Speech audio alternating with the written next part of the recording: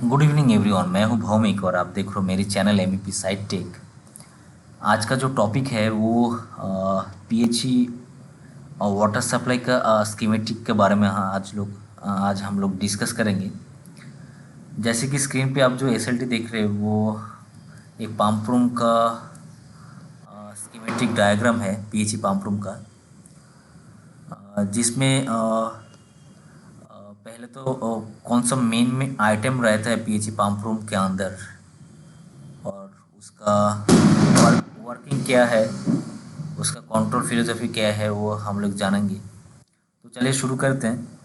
Left side पे जैसे कि हमने यहाँ पे दिखाया कि ट्रीटेड डोमेस्टिक वाटर टैंक दिखाया गया है यहाँ पे, जो कि म्यूनिसिपैलिटी का वाटर इनलेट कनेक्शन, जो कि ट्रीटेड वाटर टैंक पे म्यूनिसिपैलिटी का वाटर स्टोर रहता है और ज़रूरत के हिसाब से वो पंप के थ्रू टेरेस टैंक पंप के थ्रू टावर के ऊपर जो ओवर टैंक रहते हैं उसमें स्टोर किया जाता है और ज़रूरत के हिसाब से वो थ्रू पाइपिंग डिस्ट्रीब्यूट करते हैं नीचे। और एक चीज़ मैं आपको बोल देता हूँ शुरू पे, आज जो हम लोग बात करने वाले हैं वो नेचुरल ग्रेविटी में डिस्ट्रीब्यूशन होने वाला सिस्टम बात करेंगे। हाइड्रोनोमेटिक नहीं है ये। मेन जो आइटम रहते हैं वो आपको ट्रीटेड वाटर डोमेस्टिक टैंक, उसका अ, उसके बाद main domestic water transfer pump और यहाँ पे फ्लशिंग वाटर ट्रांसफ़र पंप और flushing water tank, main item यही दिखाया गया है। और जो कि पाइपिंग है जो कि ओवर टैंक के साथ कनेक्टेड है। और over tank domestic water tank और फ्लशिंग वाटर टैंक, जिसमें इंडिविजुअली लो लेवल और हाई लेवल सेंसर दिखाया गया है। और जो ओवर टैंक फिलिंग पाइप्स है उसमें टैंक फिलिंग से पहले एक एक इंडिविजुअल सोलेनॉइड वाल्व दिखाया गया है। और डिस्ट्रीब्यूशन में हम लोग आते हैं तो देखते हैं कि डोमेस्टिक वाटर टैंक का जो डिस्ट्रीब्यूशन है उसके आगे बूस्टर पंप दिखाया गया है और बूस्टर पंप का बाईपास भी ज़रूरी होता है। और डोमेस्टिक वाटर टैंक का डिस्ट्रीब्यूशन पे ही बूस्टर पंप दिखाया है और फ्लशिंग पे इसका ज़रूरत नहीं होता है। और उसके आगे जो टावर का टेरेस पे रिंग बनाना पड़ता है, जैसे कि यहाँ पे एक शाफ्ट ड्रॉ किया मैंने। Number of couple of shaft रहता है तो उस हिसाब से डिस्ट्रीब्यूशन भी ज़्यादा रहेगा, तो उसको रिंग बनाना पड़ता है आपको टेरेस पे, जो कि इक्वल डिस्ट्रीब्यूशन के लिए ज़रूरत होता है। और उसका आगे इंडिविजुअल जो रिंग टेरेस पे है फ्लशिंग और डोमेस्टिक में individually air vent with isolation दिया जाता है। इसका क्या फंक्शन है हम लोग फंक्शनलिटी में डिस्कस करेंगे। अभी सिर्फ मेन जो आइटम रहते हैं वो हम लोग डिस्कस कर लेते हैं, उसके बाद फंक्शनलिटी देन कंट्रोल लॉजिक में जाएंगे कैसे इसका कंट्रोलिंग होता है। देन जो डिस्ट्रीब्यूशन है डाउन स्टेक, उसमें जो रिंग मेन से शुरू में ही एक इंडिविजुअल आइसोलेशन वाल्व देना ज़रूरी पड़ता है मेंटेनेंस के लिए। फिर इंडिविजुअल फ्लोर पे जो फ्लैश वाटर मेन स्टैक है उसमें जो डिस्ट्रीब्यूशन के लिए जो जाता है इंडिविजुअल पाइपलाइन में इंडिविजुअल आइसोलेशन वाल्व दिया जाता है। यहाँ पे सिर्फ 5 फ्लोर का ही डिस्ट्रीब्यूशन दिखाया गया है फॉर समझाने के लिए, आपको आसानी रहेगा इसके लिए। और एक चीज़ मैं आपको बोल देता हूँ, यहाँ पे जो डिस्ट्रीब्यूशन हुआ है कौन सी आइटम पे आपको डोमेस्टिक वाटर देना है और कौन सी फीचर्स पे आपको फ्लशिंग वाटर देना है, वो भी जानना ज़रूरी है। जैसे कि मैंने यहाँ पे एक लेजेंड दिखाया है, जैसे कि वाटर क्लोजेट, जो कि आपका फ्लशिंग वाटर देना ज़रूरी है। Jet spray, wash basin, shower, इसमें डोमेस्टिक वाटर देना है। जैसे कि यूरिनल एंड सिंक पे आपका फ्लशिंग वाटर देना ज़रूरी है यूरिनल पे।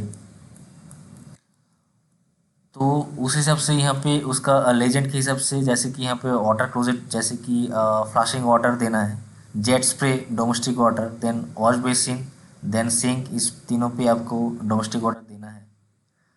तो उस हिसाब से लेजेंड के हिसाब से कलरिंग किया गया है यहाँ पे। और यहाँ पे डाउन स्टैक में यहाँ पे पीआरबी स्टेशन दिखाया गया है।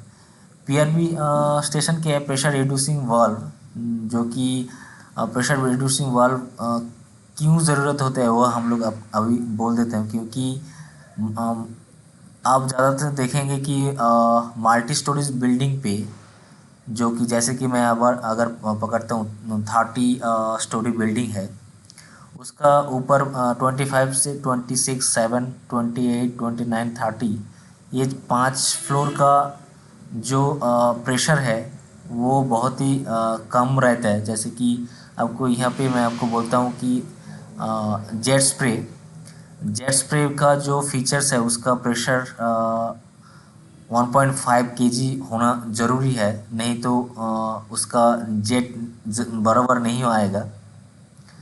तो वही प्रेशर मेंटेन करने के लिए हम लोग बूस्टर पंप यूज़ करते हैं। और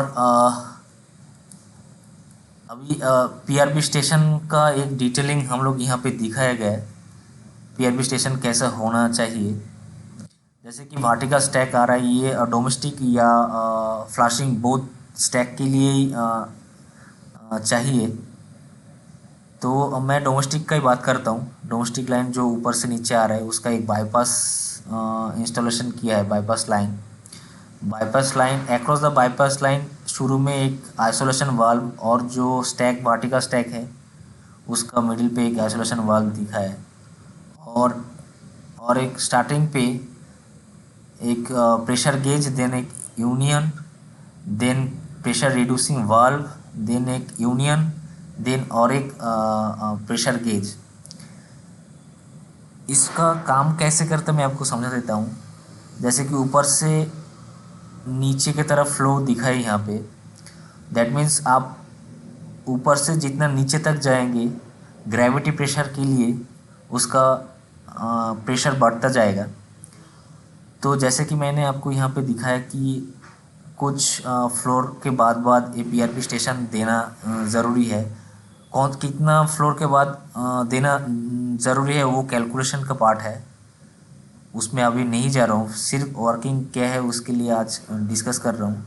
कैलकुलेशन के लिए मैं एक अलग से वीडियो बनाएंगे कि वाटर सप्लाई का पाइप का टैंक, जो कि 1 डे का ग्राउंड पे रहता है, उसका वॉल्यूम कितना होना चाहिए। फिर ओवरहेड टैंक, ओएसटी टैंक का वॉल्यूम कितना होना चाहिए। देन आपका एरिया एंड ऑक्यूपेंसी या पर पर्सन के हिसाब से कितना कंजप्शन पकड़ता है डोमेस्टिक के लिए, फ्लशिंग के लिए। पाइपिंग साइज कितना होना चाहिए, उसका अलग से एक वीडियो बनाएंगे कैलकुलेशन शीट के साथ। आज सिर्फ स्कीम समझते हैं। जैसे कि ऊपर से नीचे जाते वक्त प्रेशर बढ़ता जाएगा, तो जो रिक्वायर्ड फीचर्स का जो रिक्वायर्ड प्रेशर चाहिए वो इस पीआरबी स्टेशन पे सेट करता है। तो पीआरबी स्टेशन का पहले का प्रेशर और पीआरबी स्टेशन के बाद जो रिक्वायर्ड प्रेशर है वो यहाँ पे शो करता है। तो साइट पे इसका जैसे इंस्टॉलेशन हुआ है उसका भी वीडियो मैं आपको रेफरेंस के लिए इसके साथ अटैच करेंगे। और एक चीज़ यहाँ पे दिखाया था कि जो आपका वाटर मीटर है, वो वाटर मीटर का डिटेल जो कि यहाँ पे दिखाया गया कैसे इंस्टॉल करना है वाटर मीटर। जैसे कि municipality water connection, inlet connection दिखाया है, और उसका शुरू में एक आइसोलेशन वाल्व, देन एक westerner, then water meter, then आपका isolation valve. Total volume consumption का रिकॉर्ड ये रखता है, तो उसे आपसे बिलिंग पर्पस के लिए इसको चाहिए होता है। तो अभी चलिए booster pump, sorry transfer pump कैसे काम करते हैं वो भी एक बार देख लेते हैं।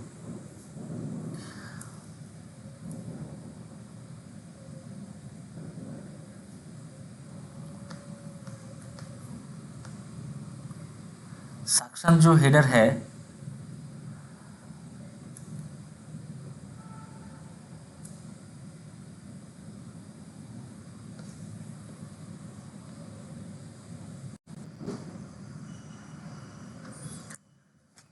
सक्शन जो हेडर है यहाँ पे दिखाया डोमेस्टिक सक्शन हेडर, उसके थ्रू ट्रीटेड वाटर टैंक का जो पानी आता है, ये जो मैं एक ही domestic water transfer feed pump का एक ही मैं बोलता हूँ तो आपको टोटल क्लियर हो जाएगा। सक्शन हेडर के थ्रू टैंक कनेक्शन है और यहाँ से एक टैपिंग लेके मैनिफोल्ड का सक्शन के साथ कनेक्शन है, और पाइप का आगे जो डिस्चार्ज हेडर दिखाया गया, डिस्चार्ज हेडर पे आपको इंडिविजुअल दो प्रेशर स्विच दिखाया गया और एक प्रेशर वेसल दिखाया गया है।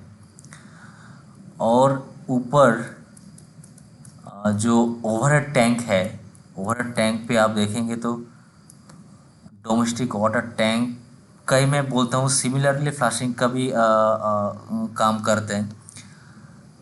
टैंक के अंदर अगर दो, यहाँ पे जो दो लेवल सेंसर, एक लो लेवल एक हाई लेवल सेंसर दिखाया गया है, काम कैसे करते हैं कि अगर टैंक के अंदर वॉल्यूम वाटर लेवल नीचे आ जाता है तो ये लो लेवल सेंसर उसको सेंस करने के बाद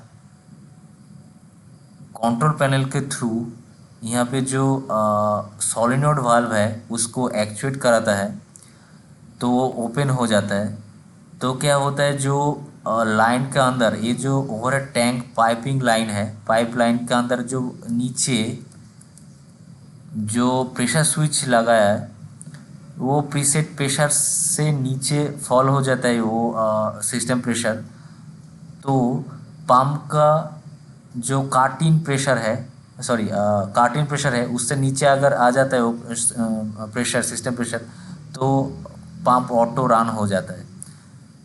सिमिलरली जब धीरे धीरे जब टैंक फिल हो जाएगा, लेवल जब धीरे धीरे अप होगा, तो अपर लेवल सेंसर उसको सेंस करने के बाद थ्रू कंट्रोल पैनल इस सोलेनोइड वाल्व को एक्चुएट करेगा और सोलेनोइड वाल्व बंद हो जाएगा।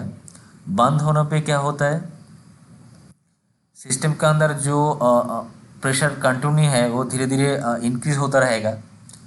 इंक्रीज होता रहेगा तो क्या होगा, प्रेशर स्विच पे जो काट आउट का जो प्रीसेट प्रेशर है उससे ज़्यादा हो जाएगा तो पंप बंद हो जाएगा। ये सिंपल फंडा है जो कि ओवरहेड टैंक को फिल करने के लिए ट्रांसफर पंप पे किया जाता है। सिमिलर वे आपको फ्लशिंग वाटर पंप के लिए भी सिमिलर लॉजिक है। और यहाँ पे एक जो वाटर मीटर दिखाया है इंडिविजुअल पंप सेट का, जो कि इंडिविजुअल टावर के लिए जाते हैं, वो अगर इंडिविजुअल टावर का व्हीलिंग करना है वाटर, तो उस मीटर के थ्रू उसका कंजप्शन का कैलकुलेशन निकलता है। इसके लिए यहाँ पे वाटर मीटर दिया गया है। और यहाँ पे जो बूस्टर पंप दिखाया गया है, बूस्टर पंप का लॉजिक कैसा रहता है, जैसे कि ऊपर 5 फ्लोर पे प्रेशर मतलब कम होता है, उसके लिए बूस्टर पंप यूज़ किया जाता है। सिमिलर लॉजिक है, सिस्टम का अंदर जो सिस्टम प्रेशर है उससे अगर कम आएगा तो पंप चालू हो जाएगा, और जो सिस्टम प्रेशर ज़रूरी होता है उस वो रीच हो जाता है तो ये सिस्टम बूस्टर पंप बंद हो जाता है। तो उसके लिए बूस्टर पंप में और एक प्रेशर वेसल भी रहता है, वो मिनिमम 0.5 बार या 5 kg का प्रेशर डिफरेंस होता है, तो वो विथस्टैंड करता है। सॉरी, हाफ kg का प्रेशर डिफरेंस होता है तो वो विथस्टैंड करता है। उससे ज़्यादा होता है तो पंप ऑटो स्टार्ट हो जाता है। तो यही बेसिक है, बेसिक नॉलेज शेयरिंग किया है यहाँ पे। आपको और भी कुछ डिटेल में चाहिए तो आप ज़रूर कमेंट कीजिएगा, तो उसी हिसाब से मैं उसके ऊपर वीडियो बना देंगे तो आपको क्लियर आइडिया मिलेगा। अगर आपने वीडियो से आपको कुछ सीख रहे हो तो ज़रूर कमेंट कीजिए और वीडियो को ज़रूर शेयर कीजिए, और चैनल को सब्सक्राइब करना ना भूलें, क्योंकि एमएमपी के रिलेटेड मैं वीडियोस साइट का इंस्टॉलेशन का वीडियोस मैं इस चैनल पे डालता रहता हूँ, जो कि आपको बहुत ही आसान रहेगा कि आपको सीखने के लिए। तो आज तक के लिए इतना ही। Thank you very much for अपना वीडियो देखने के लिए। Thank you again, good night.